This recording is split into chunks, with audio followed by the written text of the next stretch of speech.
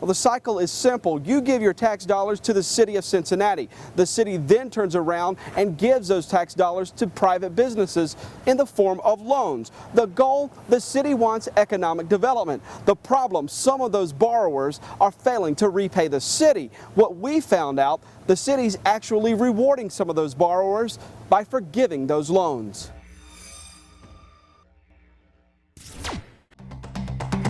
It's happened 38 times since 2005. The city of Cincinnati's forgiven loans it gave to private corporations, loans that were supposed to be paid back. A Fox 19 analysis of city council records show since 2005, Cincinnati leaders have forgiven $13.5 million in taxpayer-funded loans. Since May, the city's forgiven 2 debtors and plans to do more. We were given notice, and this is the notice right here. It says basically Urban Sites is doing the management of the property now. Reginald Stroud lives and owns 2 businesses at 1123 Walnut Street. He's lived and worked in the buildings for 10 years, longer than anyone else there now. Stroud did not know when we visited him last month his building was just sold, and a loan his former landlords took out from the city 15 years ago. Not a single payment ever made. But during that same time, Stroud says he made his rent payments religiously. In June, City Council voted to forgive the $261,000 loan it gave this Walnut Street LLC. Councilman Christopher Smitherman was the only one to say no. I think it's crazy. I really do. It's not ethical at all. And it makes me wonder who's sitting behind the podium, if you will, at City Council and all of those other people behind the closed doors. Council's reasoning, a new developer was coming in to renovate the building. Something council records show is the same reason the previous owner got the loan 15 years ago. How have you been? With a new landlord, Stroud's afraid 559, sir. of what might happen next. Do you think that's fair to the taxpayers and to you as a business owner? No, sir, not at all. Why do you wait until this juncture to say, oh, well, we have this other guy come in. Maybe the same thing might happen. I don't know. Item 24, first reading. Emergency ordinance authorizing city manager to execute a loan extinguishment agreement with Winton Hills Medical and Health Center.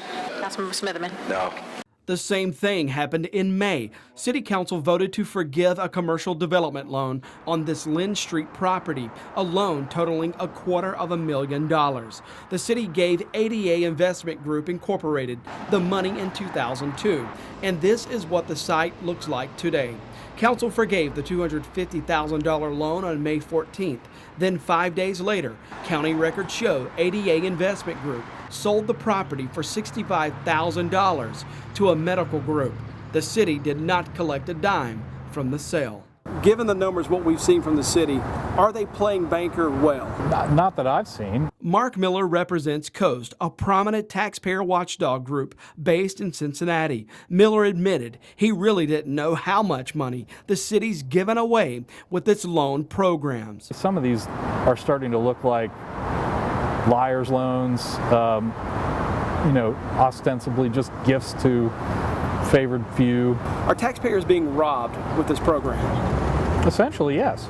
Council minutes show all of the failed loans went to housing projects, except the one that went to the corporation that was supposed to develop this Lynn Street property. 6 weeks ago, we filed an open records request with the city of Cincinnati asking for a list of who's borrowed your money, how much they borrowed, how much they've paid, how much they owe, and who isn't paying. The city sent us a list. That list shows 59 open loans across the city, totaling $25 million. Now, of those, nearly half are past due.